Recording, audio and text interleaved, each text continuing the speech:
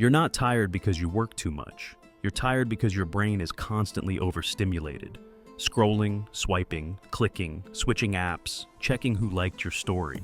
You don't even notice it anymore. And then you wonder why you're always tired, unfocused, and stuck. You're not lazy, you're just addicted to distraction. And here's the part no one wants to say. You've got big goals, but you break promises to yourself. You say you're serious this time, but then your screen time hits 7 hours. You skip the gym. You forget to journal. You scroll one more reel. You keep watching other people build their dream life while yours stays on pause. That's why monk mode isn't just helpful, it's necessary. Let's get this straight. Monk mode is not about quitting life. It's about removing anything that keeps you average. Cut the noise, rebuild your habits, return as a better version of yourself. Here's my blueprint on what monk mode really looks like. Monk mode starts with subtraction. You can't think clearly if your brain is fried. So, first is remove the things killing your focus. Delete TikTok and Instagram from your phone. If you want to keep YouTube, I recommend using an extension like Unhook to remove unnecessary distractions. And do not check your phone in the first hour after you wake up. The goal here is to make your brain bored again. Because boredom is where creativity comes from. It's where discomfort pushes you to do real things. Read, think, train, build.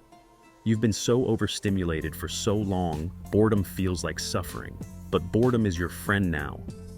The mind follows the body. So, if your body's weak, unfocused, and tired, guess what? So is your discipline. Here's the non-negotiable setup. Do weight training at least 4 times per week. Walk 10,000 steps every single day.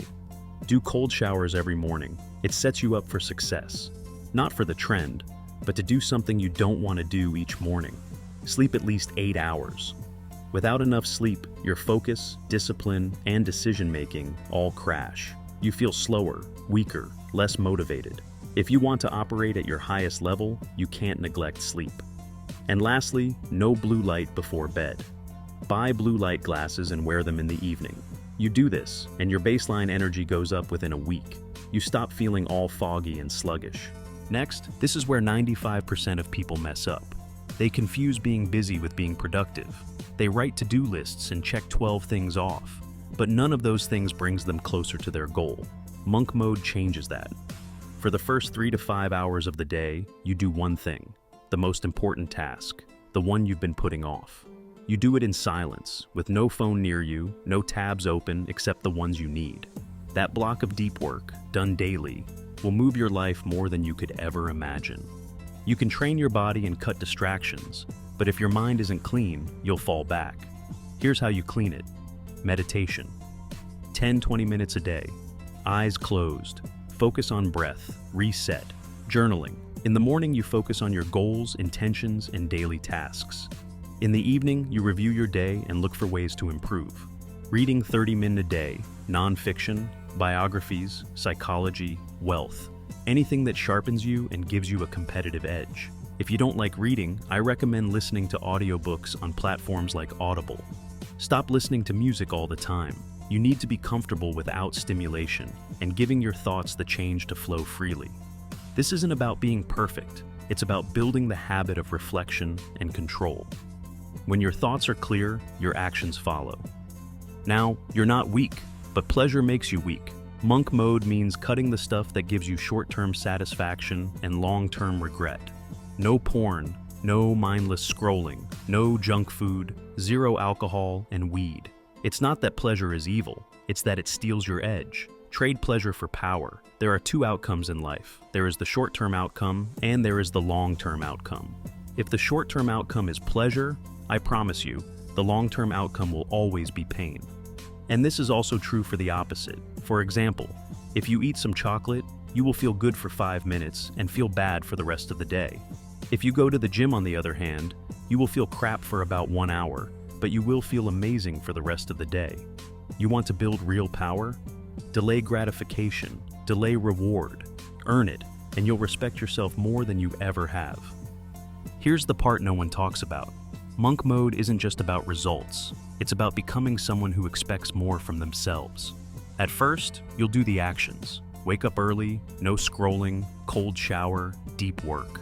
But after a while, something shifts. You become the person who does these things without hesitation. That's when monk mode really works, not when you're following a routine, but when that routine becomes a reflection of who you are. That's identity. And once it's built, no one can take that from you.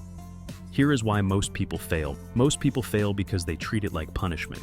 They go in with no clear structure. They try to do too much too fast. Or they think it's about being extreme, instead of being consistent. The truth is, monk mode works best when it's realistic. Brutal but sustainable. You're not here to suffer. You're here to upgrade. And you can't upgrade when you're treating it like a 30-day challenge and counting the days until you're free. You succeed when you stop looking at the clock and just commit. You've tried the I'll start Monday lie. You've said, this is my year more than once. Now it's time to disappear. Not forever, but for long enough to kill the version of you that's been holding you back. Give it 60, 90 days. No distractions, no excuses, no numbing yourself. And when you come back, you won't need to say a word. People will see it in your face. You'll move different, talk different. You won't be pretending to be confident. You'll just be. Monk mode isn't about quitting life. It's about finally taking control of it.